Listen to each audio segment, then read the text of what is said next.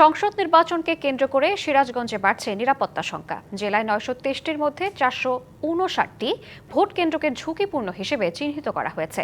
এছাড়া জুলাই আন্দোলনে এনায়েতপুর ও হাটিকুমরুল থানা থেকে লুট হওয়া বেশিরভাগ অস্ত্র এখনও উদ্ধার না হওয়ায় আতঙ্ক বিরাজ করছে ভোটারদের মধ্যে। তবে প্রশাসনের দাবি, অস্ত্র উদ্ধার ও সুষ্ঠু নির্বাচন আয়োজনে আইন শৃঙ্খলা বাহিনীর পক্ষ থেকে নেওয়া হয়েছে সব ধরনের ব্যবস্থা। ত্রয়োদশ সংসদ নির্বাচন ঘিরে যমুনাপাড়ের জেলা সিরাজগঞ্জে বাড়ছে উদ্বেগ। নদীবেষ্টিত জেলাটির ৯২৩টি কেন্দ্রের মধ্যে ঝুঁকিপূর্ণ ২৮১ ও বেশি ঝুঁকিপূর্ণ ১৭৮টি কেন্দ্র।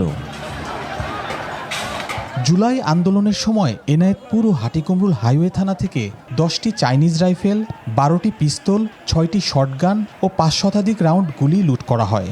২৮টি অস্ত্রের মধ্যে ১৪টি এখনও উদ্ধার করা সম্ভব হয়নি।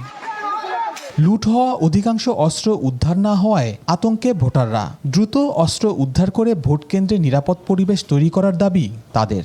৫ তারিখে যে অস্ত্রগুলো বাইরে আছে সেই অস্ত্রগুলো যদি ব্যবহার হয়, আর এগুলো অবশ্যই ভালোভাবে ব্যবহার হবে না, বাজেভাবে ব্যবহার হবে, তখন ভোটের পরিস্থিতি নষ্ট হয়ে যাবে। আমরা চাই অস্ত্রগুলো দ্রুত উদ্ধার করা হোক, যেন আমরা সুস্থ পরিবেশে এবং ভয় ছাড়া আমরা যারা নতুন ভোটার তারা ভোট দিতে পারি। নায়াসিনামাইড ও স্যালিসাইলিক সমৃদ্ধ লিলি ফেস ওয়াশ, যা ফেসের ডেড স্কিন সেল দূর করে দেয় দ্বিগুণ ফাস্টার ব্রাইটেনিং।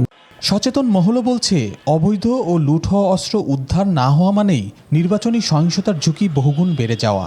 অবৈধ তো অস্ত্র আছেই, মানুষের মধ্যে এক ধরনের সংশয় আছে। মানুষ, ভোটাররা মনে করছে যে আমাদের নিরাপত্তা কতটুকু রাষ্ট্র দিতে পারবে, সরকার দিতে পারবে, এটা নিয়ে এক ধরনের সংশয় তৈরি হয়েছে যে নির্বাচন আসলে ভোট দিতে যাবো কিনা। ৫ই আগস্টের পরে তো আমাদের অনেক অস্ত্র, পুলিশের অস্ত্র অনেক খোয়া গেছে, তার সবটা রিকভারি হয়নি।